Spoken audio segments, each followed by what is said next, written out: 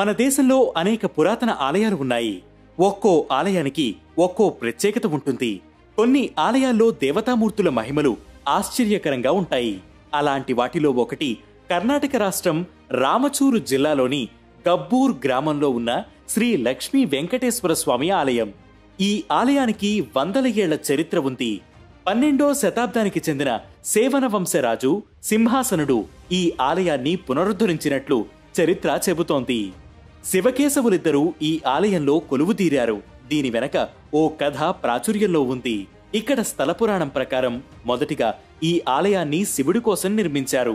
లింగాన్ని ఏర్పాటు చేసేందుకు గర్భగుడిలో ఓ పీఠాన్ని కూడా ఏర్పాటు చేశారు. కానీ శ్రీహరి తనకు కూడా ఈ ఆలయంలో చోటు కావాలనుకున్నాడట. హరి అడగడము, హరుడు చేయకపోవడమా? శివుడు తన కోసం ఏర్పాటు చేసిన పీఠంపై వెంకటేశ్వర స్వామి విగ్రహం ప్రతిష్ఠించేలా చేశాడట. ఆ తర్వాత అగస్త్యముని ఇక్కడ శివలింగాన్ని ప్రతిష్ఠించాడట. ఈ శివలింగంపై ప్రత్యేక గీతలు కూడా కనిపిస్తాయి. ఇలా శివకేశవులిద్దరూ ఈ ఆలయంలో దర్శనమిస్తారు. వెంకటేశ్వర స్వామి ప్రసన్న వెంకటేశ్వరునిగా, పరమేశ్వరుడు ప్రసన్న రాజేశ్వరుడిగా పూజలందుకుంటున్నారు. సాధారణంగా శివుడు అభిషేక ప్రియుడు, వెంకటేశ్వర స్వామి అలంకార ప్రియుడు. కానీ ఈ ఆలయంలో ప్రతి ఆదివారం వెంకటేశ్వర స్వామికి నిర్వహించే అభిషేకం ప్రత్యేక ఆకర్షణగా నిలుస్తుంది. ఎందుకంటే ఇక్కడ స్వామికి పొగలు కక్కే వేడి నీటితో అభిషేకం నిర్వహిస్తారు. క్షణాల్లో ఆ నీరు చల్లగా మారిపోతుంది. కొన్నేళ్ల క్రితం కొందరు స్వామీజీలు ఇక్కడకు వచ్చినప్పుడు తొలిసారిగా వేడి నీటిని తెప్పించి అభిషేకం చేశారు.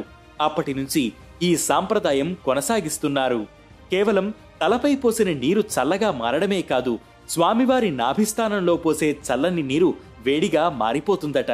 అయితే స్వామివారి విగ్రహాన్ని ప్రత్యేక రాతితో తయారు చేశారని, దానికి ఉష్ణోగ్రతలను ప్రభావితం చేసే ప్రత్యేక గుణం ఉందని కొందరు చెబుతున్నారు. కానీ దానికి ఖచ్చితమైన ఆధారాలు లేవు. స్వామివారి మహిమ వల్ల అలా జరుగుతుందని, ఆయనను దర్శించుకుంటే కోరిన కోర్కెలు నెరవేరుతాయని, సకల శుభాలు కలుగుతాయని భక్తుల విశ్వాసం.